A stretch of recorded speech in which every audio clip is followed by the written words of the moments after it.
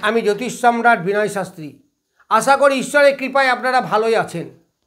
আজকে আমার ভিডিওর আলোচ্য বিষয় কর্কট রাশি এবং লগ্নের পুষ্যা নক্ষত্রে জাতক জাতিকাদের আগস্ট মাসের নক্ষত্রফল কীরূপ হবে।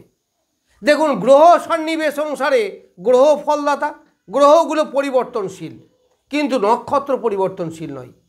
আপনার যে রাশি হোক, যে ভাবই হোক না কেন, ওই রাশিতে ওই পুষ্যা নক্ষত্র ওইখানেই থাকবে, অর্থাৎ এরা স্থান চেঞ্জ করে না। তাহলে এই নক্ষত্র ফল খনার বচনে আছে না, যে রাশি গ্রহ ত্যাগ করো, নক্ষত্র ধরে বিচার করো। সুতরাং নক্ষত্র ফল সঠিক হয়। তাহলে আপনি যা বলছেন তাই কি হবে? না, তা হবে না।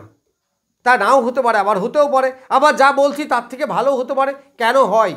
আপনার যদি ভালো গ্রহে দশা চলে, আপনার গ্রহ যে নক্ষত্র আছে সেই অধিপতি যদি ভালো জায়গায় থাকে, অর্থাৎ শনি যদি আপনার ছকে ভালো জায়গায় থাকে, তাহলে আপনি নিশ্চিত ভালো ফল পাবেন। কারণ পুষ্যা হচ্ছে শনির নক্ষত্র। শনি নেগেটিভ গ্রহ হলেও শনির যে 3টে নক্ষত্র আছে, খুব ভালো নক্ষত্র। সব থেকে ভালো নক্ষত্র হচ্ছে পুষ্যা।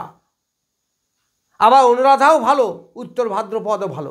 যাই হোক, প্রথমেই বলি, এই কর্কট রাশি বা লগ্নে বসে আছে রবি এবং বুধ। তারা আছে কোথায়? পুষ্যা নক্ষত্রেই বসে আছে। খুব ভালো, কারণ বুধ হচ্ছে, রবি হচ্ছে দ্বিতীয়পতি আর বুধ হচ্ছে তৃতীয়পতি।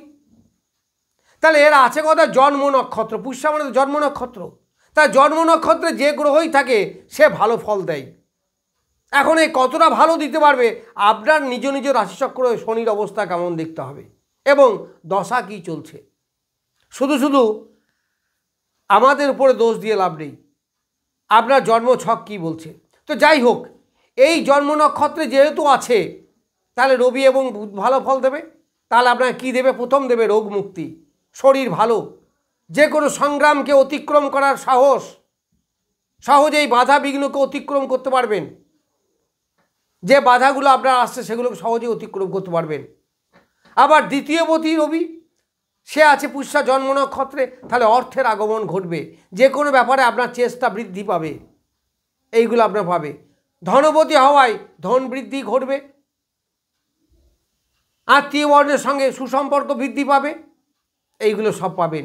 আবার তৃতীয় ভাতৃ সুখ পাবেন, ভাইয়ের সঙ্গে ভাইয়ের উপকার, ভাইয়ের কাছ থেকে উপকার, ভাইয়ের শরীর স্বাস্থ্য ভালো থাকবে, এইগুলো আপনারা পাবেন।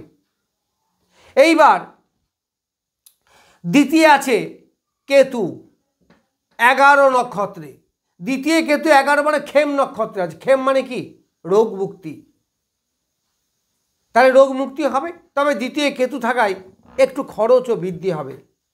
যেমন আয় বৃদ্ধি ঘটবে, তেমনি ব্যয় বৃদ্ধিও ঘটবে। এইবার তৃতীয় স্থানে আছে রবি, মঙ্গল। কার নক্ষত্রে? রবির নক্ষত্রে। রবি আছে শনির নক্ষত্রে, অর্থাৎ আপনার জন্ম নক্ষত্রে। ফলে মঙ্গল এখানে ভালো ফল দেবে।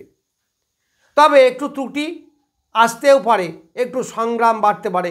রাস্তাঘাটে চলাফেরা করবেন, একটু সতর্কতা অবলম্বন করবেন। এই নক্ষত্র যে 12 নক্ষত্র, সেটা প্রত্যয়তে আছে। এই প্রত্যয়ই কিন্তু খুব একটা ফেভারেবল নয়।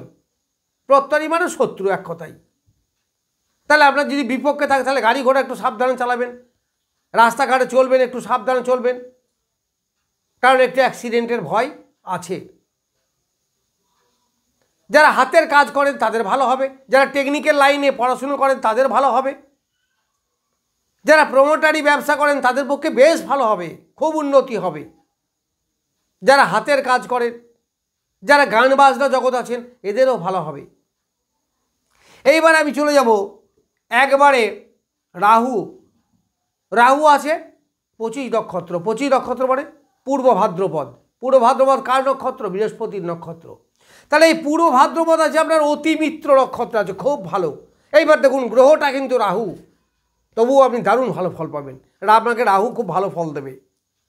কেন দেবে? রাহু তো নেগেটিভ গ্রহ, নেগেটিভ গ্রহ হোক, কিন্তু ওই গ্রহটাকে যে পরিচালনা করছে, অর্থাৎ ঘোড়া যতই খারাপ হোক না কেন, চাবুক এবং ঘোড়া চালক কিন্তু খুব শক্ত, সঠিক গাইড মেনটেন করবে। আবার এই রাহুর উপরে বৃহস্পতির দৃষ্টি আছে। আবার বৃহস্পতি আছে রাহুর নক্ষত্রে, রাহু আছে বৃহস্পতির নক্ষত্রে, তাহলে এই রাহু একমাত্র কন্ট্রোল হয়েছে বৃহস্পতি দ্বারা। ফলে রাহুর যে অশুভত্ব সেটা নষ্ট হয়ে গেছে, ফলে আপনি শুভ ফল পাবেন। কি পাবেন আপনি? জায়গাটা কিন্তু অষ্টম, তাহলে অষ্টমের ফল পাবেন। অষ্টম থেকে আমাদের কি হয়? রোগের বিচার হয়, তাহলে আপনার রোগ মুক্তি ঘটবে। তাহলে রাহু রোগ বাড়িয়ে দেবে তো, কিন্তু না, এখানে বাড়াতে পারবে না, যেহেতু সে রাহু দ্বারা বৃহস্পতি দ্বারা কন্ট্রোলড হয়ে আছে। এই জন্যই তো বৃহস্পতিকে দেবগুরু বলা হয়। বৃহস্পতি যে নৈসর্গিকভাবে শুভ গ্রহ।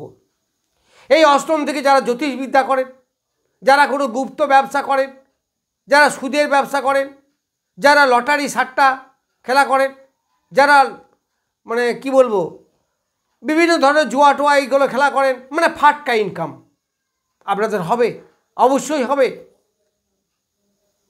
এই আগস্ট মাসে। মানে আমি আগস্ট মাসের কথা বলছি, কারণ এই রাহু আছে অতি মিত্র নক্ষত্রে। এইবার চলে যাব, আপনাদের নবম স্থান আছে বক্রী শনি। নবম স্থানটা কিন্তু খুব ভালো। এইবার বক্রী শনি বসে থাকার জন্য আপনাদের পরিশ্রমটাকে একটু বাড়াবে, কারণ শনি তো এমনিতেই পরিশ্রম ছাড়া কিছু দেন না। একটু ডিসিপ্লিন মেনটেন করে চলবেন। এটাও কিন্তু শনির নক্ষত্র, অর্থাৎ জন্ম নক্ষত্র। তা জন্ম নক্ষত্র সর্বদাই শুভ, আমি আগেই বলেছি। যদি তাই হয় তাহলে আপনাকে শুভ ফল দেবে। আবার এটা তো শনির নিজের নক্ষত্র, কিন্তু এই শনির উপরে মঙ্গলের দৃষ্টি, এই শনির উপরে রাহুর দৃষ্টি, এইখানে শনিকে একটু ডিসব্যালেন্স করে রেখেছে, যার জন্যে আপনাদের সংগ্রামটা একটু বেড়ে যাবে, কিন্তু ফল আপনারা পাবেন। পিতার শরীর স্বাস্থ্য একটু নজর রাখবেন। এইবার আমরা আসবো বৃহস্পতির কাছে। বৃহস্পতি আছে আর্দ্রা নক্ষত্রে, তাহলে আর্দ্রা নক্ষত্র মানে রাহুর নক্ষত্র। আবার রাহু আছে পূর্ব ভাদ্রপদ বৃহস্পতি নক্ষত্র, তাহলে বৃহস্পতি এবং রাহুর নক্ষত্র বিনিময় হয়েছে। আবার দৃষ্টি বিনিময় হয়েছে, রাহুর উপরে বৃহস্পতির দৃষ্টি আছে, বৃহস্পতির উপর রাহুর দৃষ্টি আছে। তাহলে এইখানে কী হয়েছে? দুজনের মধ্যে অঙ্গাঙ্গিকভাবে জড়িত। রাহু কিন্তু কন্ট্রোলড হয় বৃহস্পতির দ্বারা, অর্থাৎ তার যে নেগেটিভ প্রভাব সেটা থাকে না, সেটা কেটে যায়। তাহলে রাহু শুভ ফল দেবে। আবার বৃহস্পতি কোথায় বসে আছে? আপনার দ্বাদশে। আবার এইখানে আরেকটা গ্রহ বসে আছে শুক্র। এই শুক্র আছে 5 নক্ষত্রে, মঙ্গলের নক্ষত্র। তো মঙ্গলের নক্ষত্র, তাহলে আমাদের কি হবে? শুক্র মঙ্গলের যোগ হলো, তাহলে প্রেম প্রীতির ব্যাপারে আপনার আকর্ষণ বাড়বে। আবার দুইজনেই যেহেতু দ্বাদশে বসে আছে, আপনাদের বিদেশ যাওয়া, বিদেশে গিয়ে অর্থ উপার্জন করা, এডুকেশনের জন্য বিদেশে যাওয়া, অর্থাৎ বাইরে গেলেই কিন্তু সেটেল হবে এবং আপনার উন্নতি হবে। এই দ্বাদশ থেকে আমাদের হসপিটালাইজেশন বিচার হয়, তাহলে হসপিটাল নিশ্চয়ই যেতে হবে না। তা হসপিটাল যেতে হবে না কেন? তাহলে নিশ্চয়ই আমার কোনো রোগ বালাই হবে না, অর্থাৎ রোগ মুক্তি ঘটবে। আপনারা যদি এই সময় ইনভেস্ট করে ব্যবসা করেন, তাহলে সেখানেও কিন্তু আপনাদের ইনকাম বাড়বে, কারণ 2 গুরুর যোগ। এই শুক্র এবং বৃহস্পতি, রাহু কানেক্টেড হয়েছে, কারণ এখানে রাহুর দৃষ্টি আছে। এই যোগটা কিন্তু অর্থগতভাবে খুব ভালো। রাহু বৃহস্পতির যোগ, রাহু শুক্রের যোগ অর্থ এনে দেয়, কিছু না দিলেও অর্থ দেবে। আর একটা জিনিস দেয়, প্রেমের প্রতি আসক্তি, যৌনতার প্রতি আসক্তি, দাম্পত্য জীবনে সুখ, এইগুলো কিন্তু দেয়। যার জন্যে বৃহস্পতি রাহু যোগ হলে গুরুচণ্ডাল যোগ হয়, তার অনেক নেগেটিভ দিক আছে, কিন্তু অর্থের দিক থেকে ভালো, কামনা বাসনা পরিপূর্ণ হয়। তাহলে এখানে থেকে বৃহস্পতি দ্বাদশে হলেও আপনাকে অনেক কিছু দিতে পারবে। আবার এই দ্বাদশ স্থানটা কি বলুন তো? নবমের চতুর্থ স্থান। তার নবম থেকে হায়ার এডুকেশন বিচার হয়, তার চতুর্থ স্থান। তা সেইখানে দুটো বলবান গ্রহ বসে আছে, তাহলে আমরা হায়ার এডুকেশনে পারফরমেন্স ভালো হবে।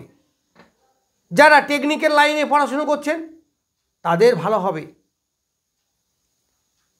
তবে একটু অ্যাক্সিডেন্টের ব্যাপার কিন্তু কম বেশি থেকেই থাকছে, একটু সতর্কতা অবলম্বন আপনাদের করা ভালো। বাধা বিপত্তি সেই রকম আসবে না, একটু আধটা এলে তা অতিক্রান্ত হবে।